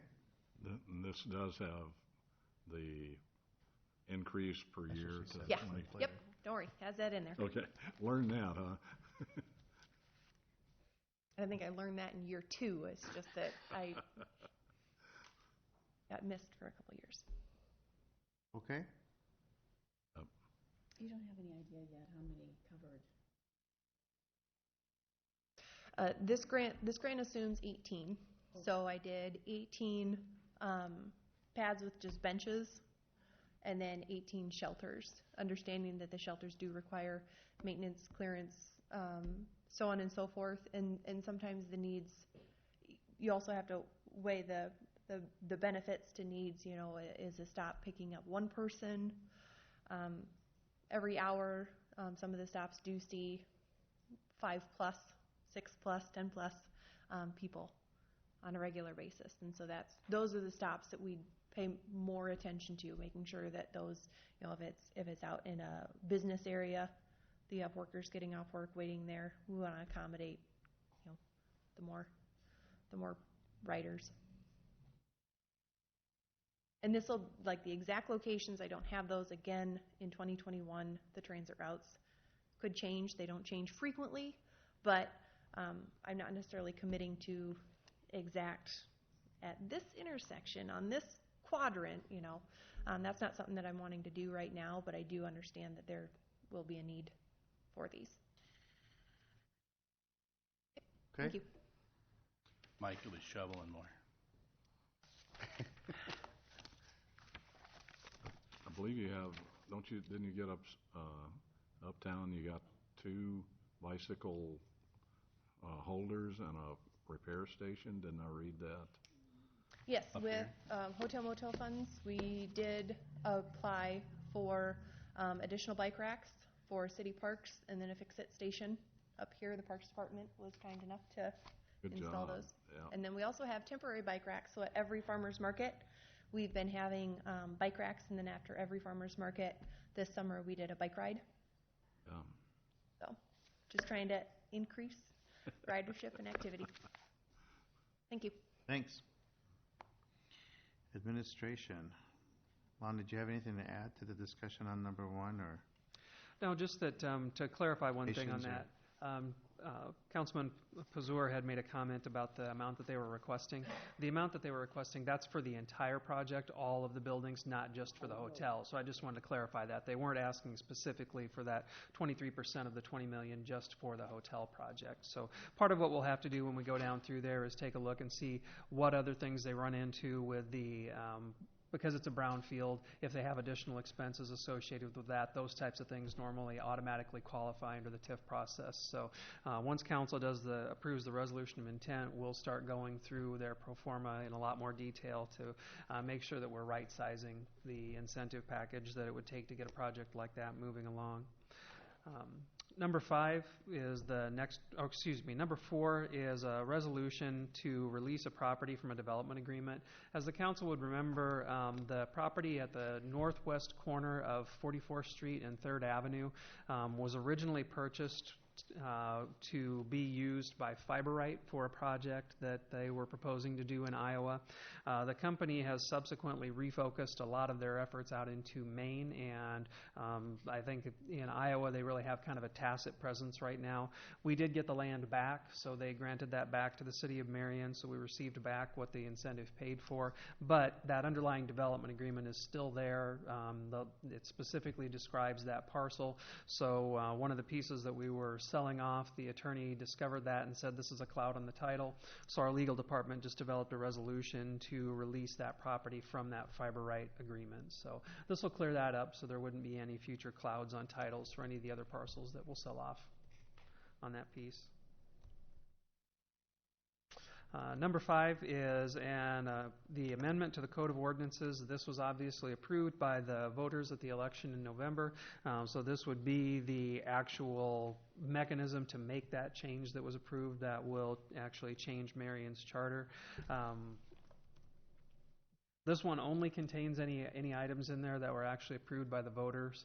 I've had one council member make a suggestion that there was one other item that we should maybe look at amending in the ordinance, and I think it was related to situations where the county, for example, after the census may make a recommendation to a district that would move someone out of their district, that we might want to specify that that person could continue to serve that district until such time as their term expired.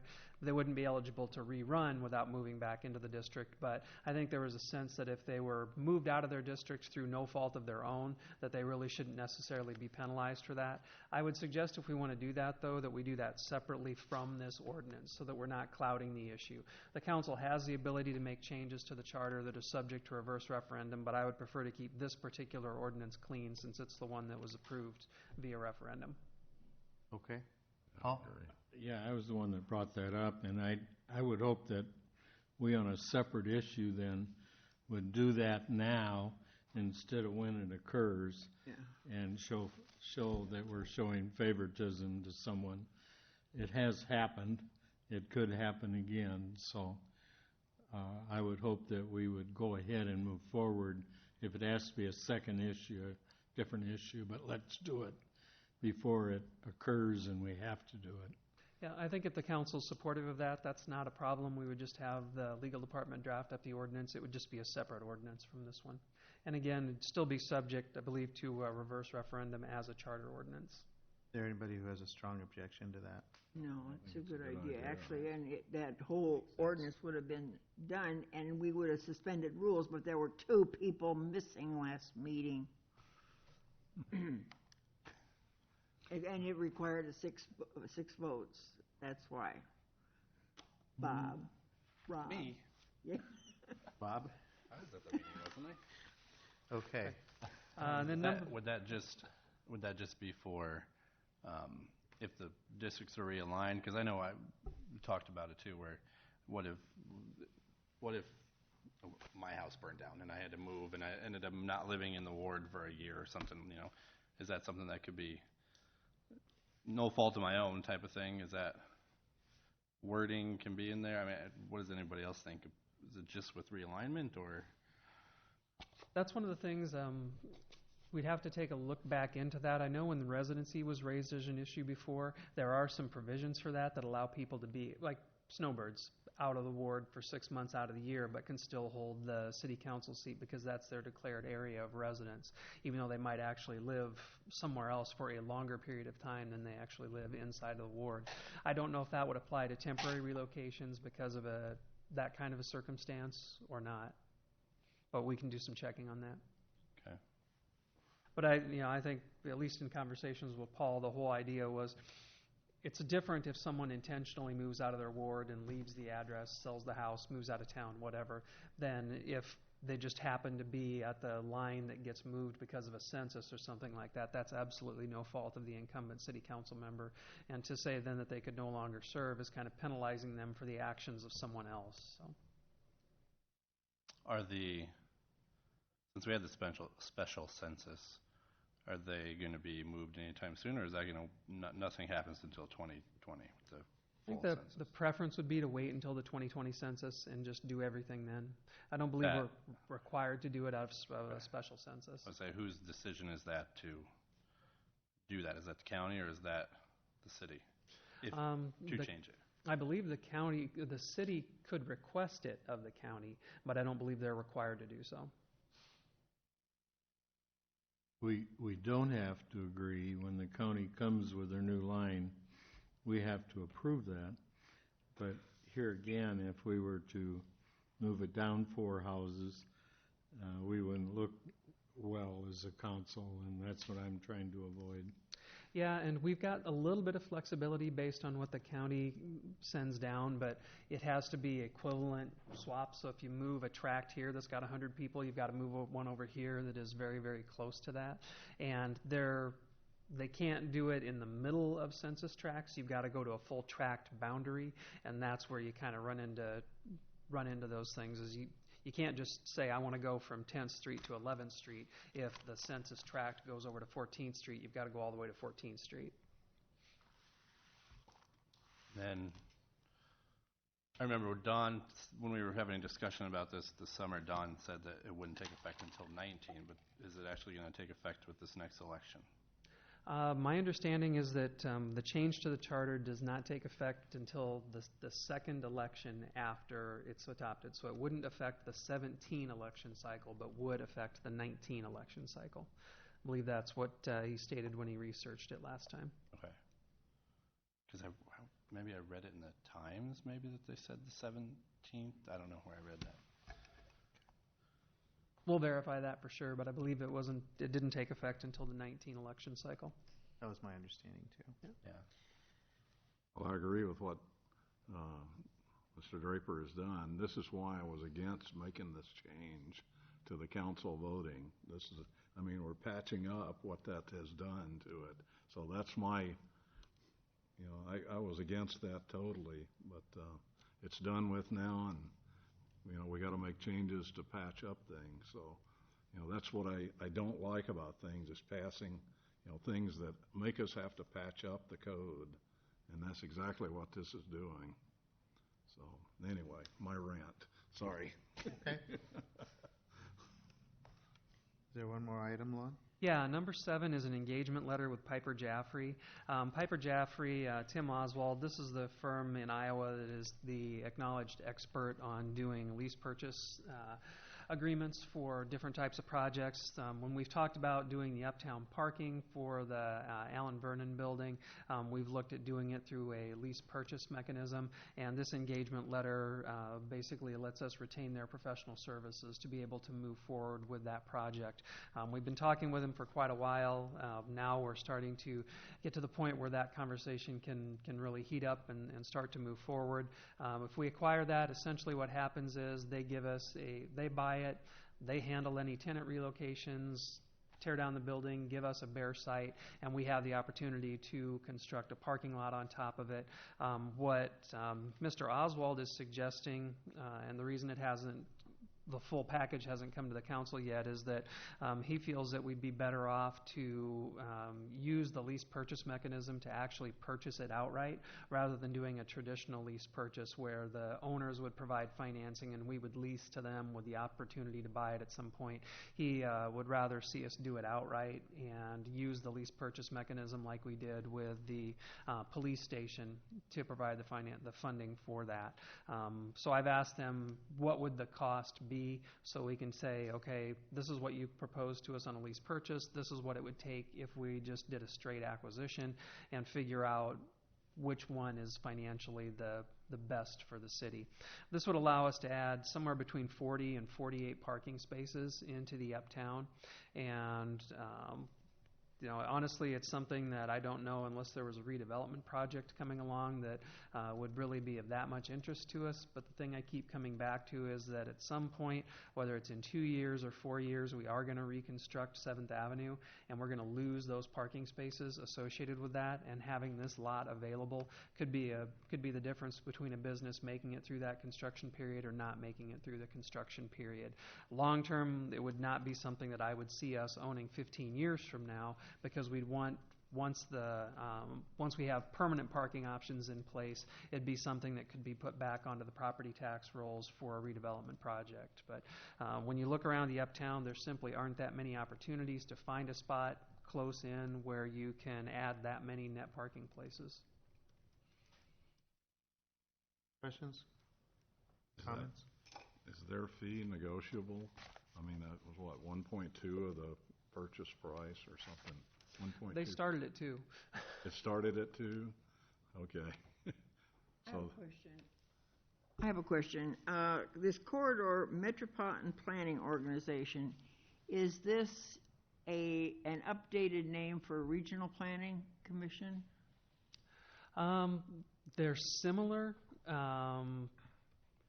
Well, I can't remember what the name of it was before, but it does function as a regional planning commission. And what I object to is the one individual that is being appointed to that, because I feel that he abused the knowledge that he gained from being on that commission, and I will vote no on that person. You want to know who it is? Tim Mooney. Let's see. Because I cannot support him being on a commission that gives him information that then he can turn around and use for his own personal gain. Just so you know. I'm just curious, wouldn't it be public knowledge, though? I'm sorry? Wouldn't it be public knowledge, anything that's going on at the CMPO? Well, the thing is, if you're at a meeting on a Tuesday night and it gets voted in, and you run out and you buy certain property on Wednesday morning before they have a chance to... Well, couldn't I as a citizen go to that meeting, though, and hear what they're voting in and then do the same thing? Sure. So I guess I'm just curious what's the difference. Well, I see a conflict, and talk to Kim.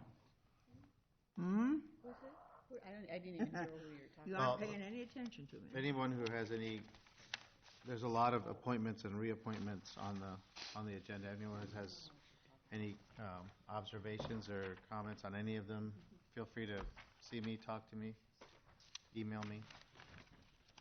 And Only objection. okay. Anything else, Lon?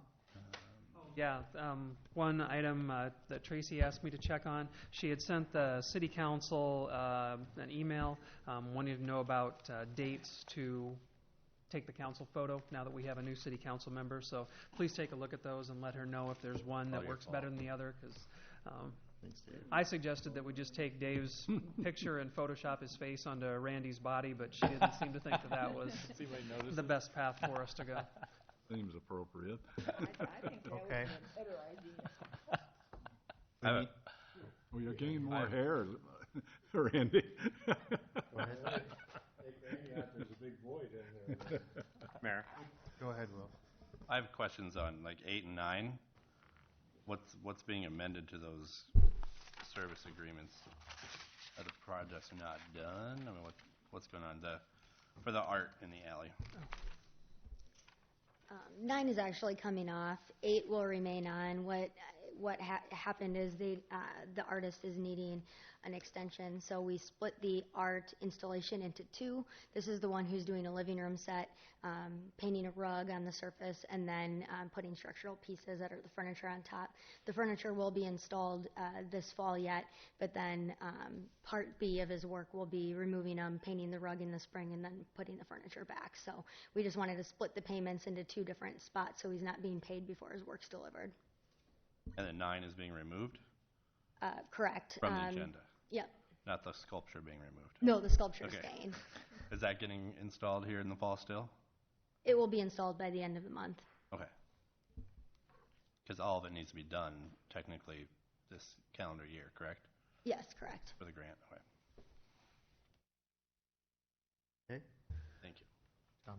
Thursday's Trees Forever Symposium. Will is attending.